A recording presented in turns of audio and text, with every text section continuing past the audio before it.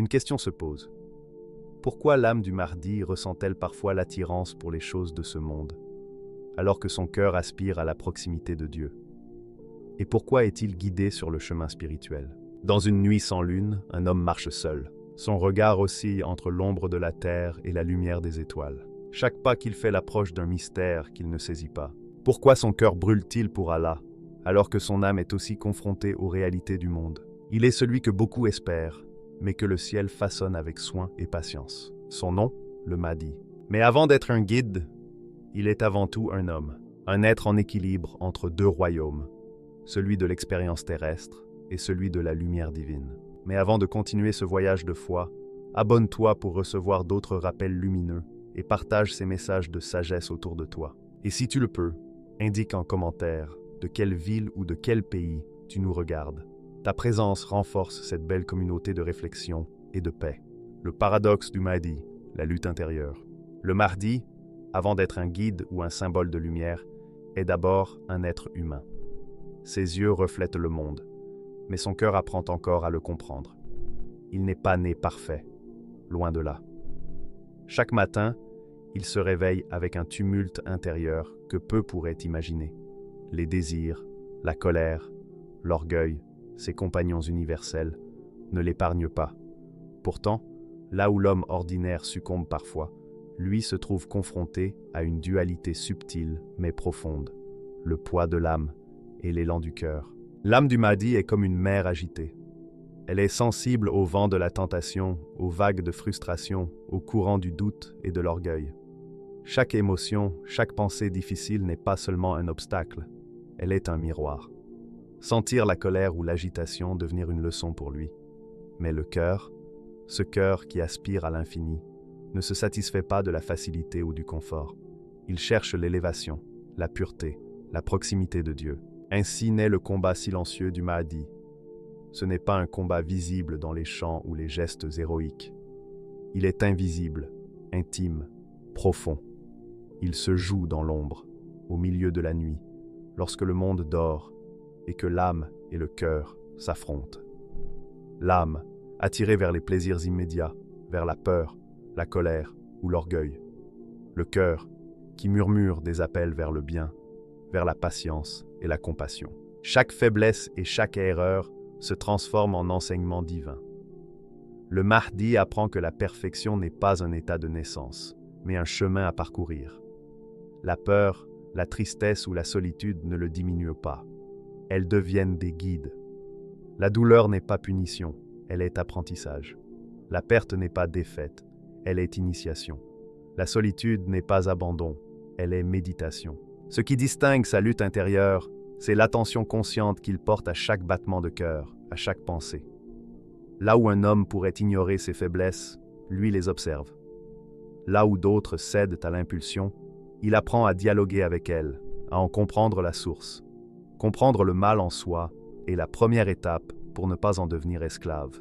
Le paradoxe est constant. Plus il aspire à la lumière, plus il rencontre l'ombre qui sommeille en lui. Plus il cherche la vérité, plus il découvre ses contradictions. La lutte n'est pas contre le monde extérieur, mais contre les forces invisibles qui agitent son être. La tentation n'est pas simple distraction. Elle teste sa capacité à rester debout face aux passions humaines. Pourtant, dans ce tumulte, il y a un émerveillement silencieux.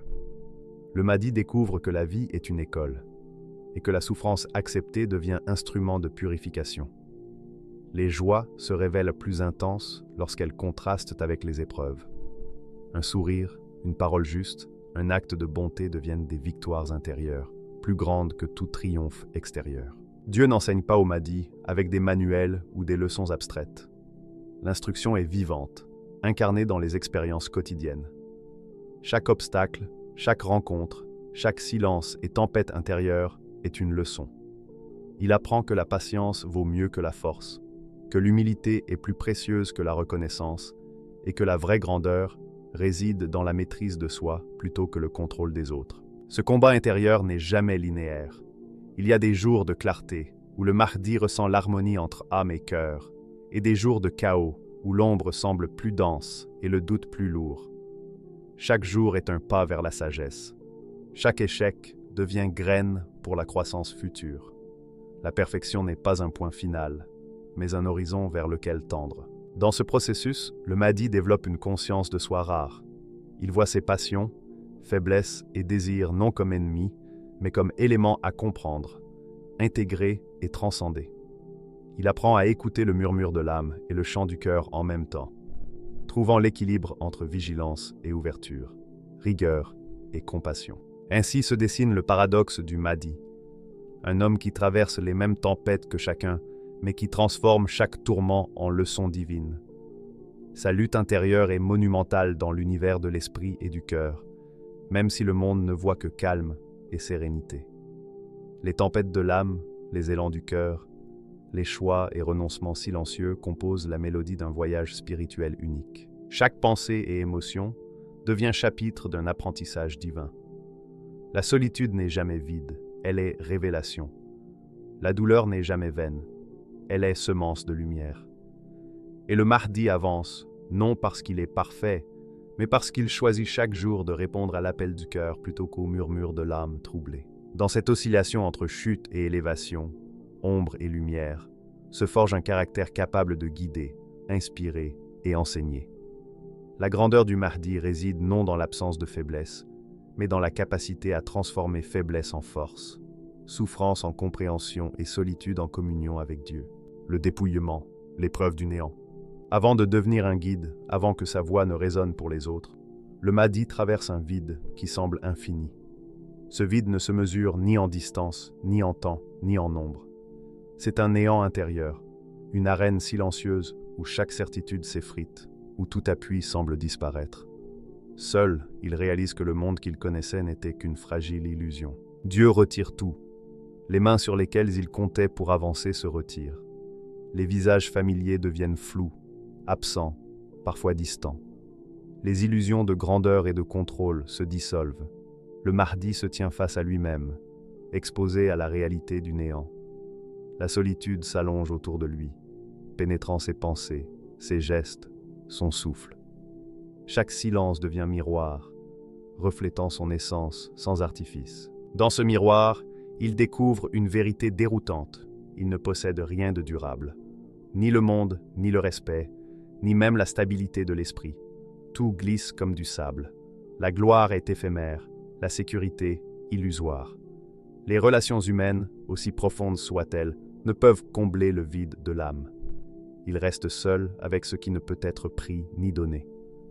La présence silencieuse de son Seigneur, qui devient son ancre, sa seule certitude. Chaque perte est une leçon. Chaque départ, chaque rupture, chaque désillusion est un enseignement déguisé. Le Mahdi apprend à ne rien attendre, à ne rien saisir. Il découvre que l'attachement est une chaîne et que la vraie liberté réside dans le dépouillement. Son cœur se vide, non pour se réduire, mais pour accueillir une lumière plus grande que tout ce qu'il a connu. La grandeur naît de ce que l'on accepte de laisser s'évanouir. Le néant n'est pas seulement extérieur, il est intérieur. Dans le silence de l'isolement, l'âme est confrontée à ses propres ténèbres. Les peurs enfouies surgissent. Les doutes, les regrets, les colères passées s'élèvent comme des ombres. Le Mahdi traverse cette obscurité, non pour la fuir, mais pour l'accueillir. Chaque émotion devient une étoile dans le ciel de sa conscience, une lumière fragile qui guide ses pas à travers la nuit. C'est un dépouillement radical. La sécurité matérielle, la reconnaissance sociale, l'affection facile, les illusions de contrôle, tout est retiré, un à un. Chaque retrait crée un espace vide, et c'est dans cet espace que se produit la transformation. L'homme qui entre dans cette nuit n'est plus celui qui en sortira.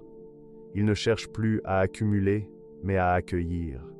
Il se fond dans la volonté divine plutôt que dans sa propre volonté. Pourtant, malgré le vide, il y a une beauté secrète dans cette épreuve.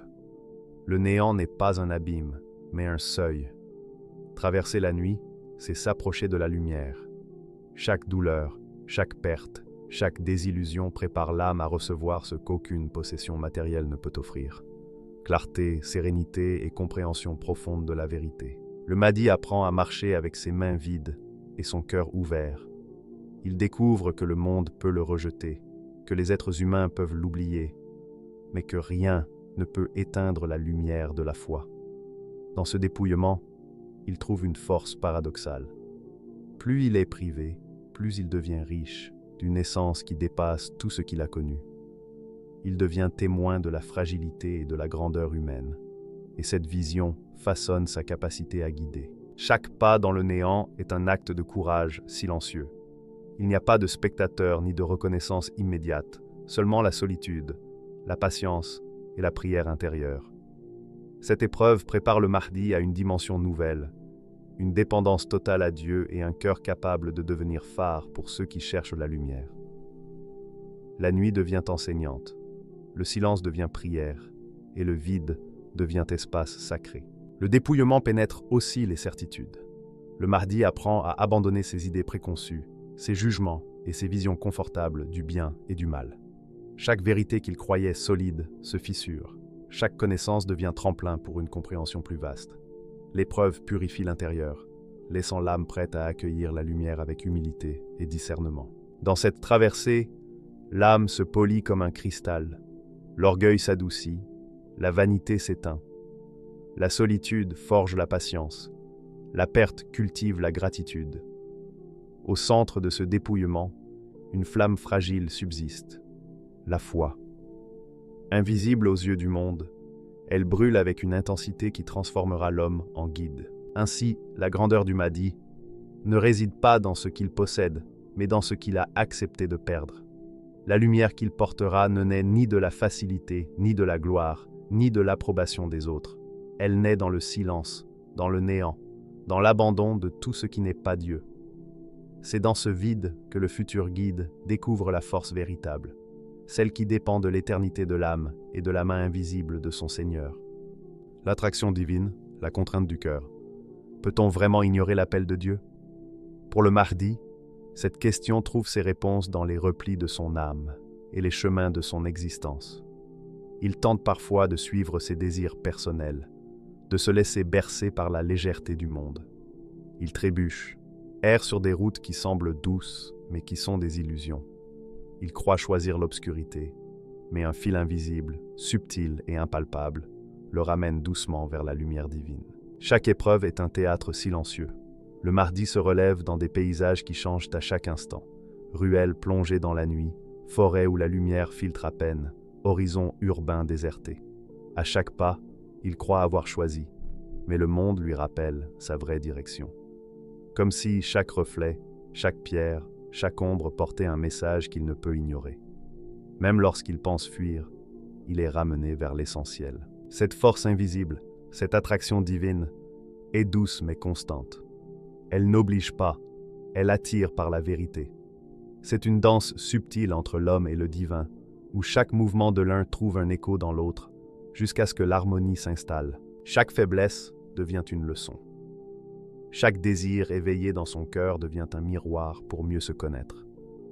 L'orgueil, la peur, les envies humaines se transforment en repères.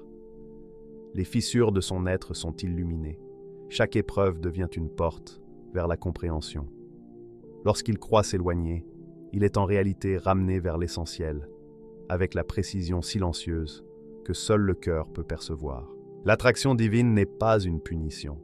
Elle n'est ni corde, ni chaîne, mais un signe de guidance pour ceux qui, malgré leurs errances, sont destinés à être éclairés. Il la ressent dans les frissons subtils du cœur, dans la profondeur de ses respirations, dans les instants de solitude et de réflexion. Chaque moment, même ordinaire, le rapproche de l'invisible. Les désirs humains ne sont plus des obstacles, mais des instruments de connaissance. Ils deviennent des outils pour comprendre où son âme est encore attirée par le monde. Chaque tentation surmontée ne supprime pas le désir, elle le transforme en énergie lumineuse qui éclaire son chemin et celui des autres. Il y a des instants où le Mahdi croit s'éloigner de Dieu. Ces moments sont intenses. Le monde semble se fissurer, les couleurs s'estompent et le vent semble murmurer des avertissements. Mais même dans ces périodes, il découvre que l'éloignement apparent est en réalité une progression invisible vers la lumière. L'attraction divine agit comme un courant sous-marin, invisible, mais capable de guider tout ce qui flotte à sa surface. Même lorsqu'il semble se détourner, la force le ramène doucement, lui enseignant patience, résilience et confiance dans l'ordre caché de l'univers. Le cœur du Mahdi devient un lieu de tension constante. D'un côté, les désirs humains, de l'autre, l'appel divin. Et au milieu de cette tension, l'âme apprend à danser. Elle ne repousse pas la force invisible mais s'y fond. La contrainte du cœur n'est pas une punition, mais une initiation. Chaque hésitation et chaque chute apparente deviennent des leçons de maîtrise et de discernement. Dans cette danse subtile, le Mahdi découvre un miracle silencieux. La liberté véritable ne réside pas dans le choix absolu, mais dans la reconnaissance de l'appel qui ne peut être ignoré. L'attraction divine ne supprime pas sa volonté, elle la complète. La tension entre désir et appel forge un caractère unique, capable de comprendre les faiblesses et d'éclairer ceux qu'il guidera. Il ressent cette force dans chaque souffle et chaque battement de cœur. Le monde extérieur peut sembler calme, mais à l'intérieur, son être vit un drame invisible et éternel. Chaque choix qu'il croit autonome est accompagné par cette direction subtile. Le Mahdi avance, non malgré cette force, mais grâce à elle. Chaque pas devient un acte de sagesse et de profondeur. Enfin, l'attraction divine révèle sa vérité. L'homme croit souvent que la lumière est à atteindre, alors qu'elle le poursuit. Chaque détour, chaque hésitation, chaque effort pour s'échapper devient un chemin vers l'essentiel. Cette danse rend l'âme plus consciente, plus humble, plus prête à guider et éclairer. Le Mahdi comprend que ses désirs et ses faiblesses ne sont pas des ennemis, mais des instruments d'élévation. Chaque tentative de fuite devient progression vers l'invisible. La contrainte du cœur transforme l'errance en direction, le chaos en harmonie, et l'âme en guide éclairé. La transformation, l'effacement de soi. Il vient un moment où le tumulte intérieur s'apaise, comme une tempête qui se retire. Les vents furieux de l'ego cessent leur hurlement, et les vagues de désir et d'orgueil se brisent sur le rivage silencieux de l'âme. Le Mahdi se trouve à un carrefour où toutes les forces contraires s'inclinent devant une seule vérité, la souveraineté de Dieu. Dans cette pause, chaque élément de son être semble suspendu, comme si l'univers retenait son souffle pour observer la scène la plus intime et sacrée. Les ombres qui peuplaient ses pensées, la peur, l'orgueil, la colère, le doute, se dissipent peu à peu. Elles ne sont pas annihilées par la force, mais effacées par la lumière de la compréhension. Le Mahdi découvre que résister à Dieu n'est pas un acte d'indépendance, mais une fatigue inutile. Chaque lutte, chaque effort de contrôle, chaque tentative de substitution de la volonté humaine s'éteint naturellement. L'âme, épuisée par ses propres efforts, se prosterne et se soumet à ce qui est plus vaste et puissant que tout ce qu'elle a connu. C'est alors que survient l'instant le plus sublime de la transformation, l'effacement de soi. L'ego, autrefois bruyant, s'apaise. Les désirs personnels, les ambitions et les craintes s'effacent comme la brume au soleil. Il ne reste qu'une clarté intérieure, un silence rempli de la présence divine. L'esprit devient limpide, comme l'eau d'un lac de montagne reflétant l'infini. Le Mahdi ne voit plus en lui-même qu'un instrument, un canal à travers lequel la volonté de Dieu peut s'exprimer. Dans cette transformation, le cœur devient le trône de la souveraineté divine. Tout ce qui était centré sur l'ego se retire, laissant place à une majesté silencieuse. Les pulsations du cœur deviennent la cadence de la volonté divine en action. Chaque souffle, chaque mouvement, chaque pensée est aligné avec un ordre supérieur, invisible mais tangible. Le Mahdi n'existe plus pour lui-même. Il existe pour ce qui le dépasse, pour la lumière qui le traverse. Le spectacle de cette transformation ressemble aux légendes où l'homme devient instrument du divin. La volonté humaine se dissout dans la volonté divine, et l'action n'est plus un choix individuel, mais un flux naturel. C'est une fusion silencieuse où mouvement et contemplation, action et méditation se confondent dans une harmonie profonde. Dans cet état, le Mahdi comprend la vérité. Il n'y a de force que par Dieu. Ce n'est pas une idée abstraite, mais une expérience directe. Chaque fibre de son être comprend que sa force propre n'était que l'ombre de l'énergie divine.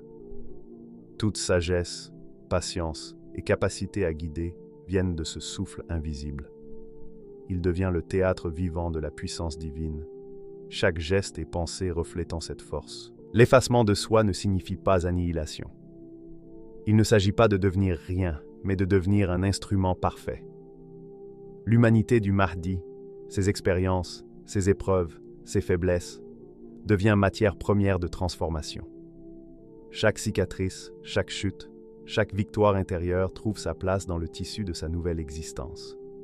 L'homme qui se prosterne devient canal et miroir de l'infini. Cette transformation est la culmination d'un long chemin de lutte, de dépouillement, d'attirance divine et de confrontation avec soi-même. Le moment où tout s'arrête est sacré. Le temps humain cesse de peser. La dualité entre âme et cœur disparaît. Le Mahdi cesse de se battre contre lui-même et entre dans un état où chaque action est juste parce qu'elle est guidée par ce qu'il ressent profondément, mais ne peut nommer. Chaque mouvement devient légende silencieuse. Ses pas, ses paroles et ses regards deviennent vecteurs de lumière et traces de la volonté divine. Le monde peut continuer ses tumultes et illusions, mais le Mahdi agit comme un pivot où la lumière et la vérité se manifestent sans effort apparent. Ce moment révèle un paradoxe profond. Pour guider, le Mahdi doit cesser d'être pour lui-même. La grandeur véritable naît de cette disparition consciente au profit de la volonté divine. Il n'est plus sujet à ses passions ou aux erreurs de l'ego. Il devient le véhicule de ce qui le dépasse, capable d'illuminer, protéger et guider. Son esprit, limpide et concentré, devient comme une mer calme, prêt à recevoir toute vérité et à la refléter. Son cœur devient le trône invisible de la lumière divine. L'homme n'agit plus pour lui-même, c'est Dieu qui agit à travers lui. Ses mains, sa voix, ses décisions sont des instruments d'un dessein plus vaste, ressenti profondément, mais encore incompris. Dans cette fusion, l'homme et le divin ne font qu'un. L'ego est silencieux, l'âme alignée, le cœur maître. Le Mahdi devient un canal par lequel le monde perçoit la lumière. La force n'est plus personnelle, elle est universelle, infinie et indestructible. Dans cette fusion, il atteint une légende vivante. Il se manifeste par sa présence, ses actes, son être. Chaque spectateur ou âme qui le suit ressent cette transformation. La puissance tranquille de l'homme effacé mais élevé dans l'action divine inspire et guide à son tour. Le Mahdi n'est plus seulement un être humain. Il est la manifestation vivante de l'équilibre parfait entre monde et divin, âme et cœur, action et soumission. Et c'est ainsi que la transformation atteint son apogée. Tout s'arrête, tout se calme, tout s'illumine. Le Mahdi n'a plus de volonté propre. Il est instrument, reflet et canal de ce qui est plus grand que lui. Dans cette disparition consciente de soi, il trouve la vraie grandeur, celle qui n'a besoin ni d'éloge, ni de reconnaissance, ni de possession, mais seulement de la pure expression de la volonté divine. La mission, l'équilibre du ciel et de la terre. Alors seulement, le Mahdi atteint l'accomplissement de son être, non pas par un triomphe extérieur, mais comme l'émergence silencieuse d'un équilibre parfait entre ciel et terre. Tout ce qu'il a traversé, les tempêtes de l'âme, les épreuves du néant, l'attraction divine, l'effacement de soi, convergent en un point d'harmonie où l'humain et le divin se rencontrent. Il devient le lien vivant entre ce qui se voit et ce qui se devine, entre le monde matériel et les réalités invisibles qui l'animent. Il ne domine pas, il ne juge pas. La puissance qu'il porte n'est pas coercitive, mais un rayonnement intérieur qui réconcilie, élève et transforme. Le Mahdi ne rejette pas le monde terrestre. Au contraire, il voit dans chaque pierre, chaque souffle, chaque regard humain un fragment de l'invisible. Le monde n'est plus un fardeau à subir, mais un espace sacré, miroir de la présence divine. Dans cette mission, le désir humain n'est plus un obstacle. Chaque désir, chaque aspiration, chaque émotion est reconnu comme un vecteur de transformation. Les passions ne sont pas annihilées, elles sont purifiées. Là où le cœur humain s'égarait, il apprend à s'élever. Le Mahdi montre, par sa simple présence, que le quotidien peut devenir temple et que les actes les plus simples peuvent devenir des prières incarnées. Son regard perce l'essence derrière les apparences. Dans chaque rencontre, il devine la lumière cachée derrière les comportements et les blessures. Il voit un reflet du Créateur, un écho de l'appel qu'il a guidé depuis le début de son chemin. Cette perception n'est pas spectaculaire, mais découle naturellement de sa transformation intérieure. un cœur purifié, un esprit clarifié, une âme effacée pour laisser place à la volonté divine. Le Mahdi devient un pont entre les extrêmes. Il réunit le visible et l'invisible, le matériel et le spirituel, l'action et la contemplation.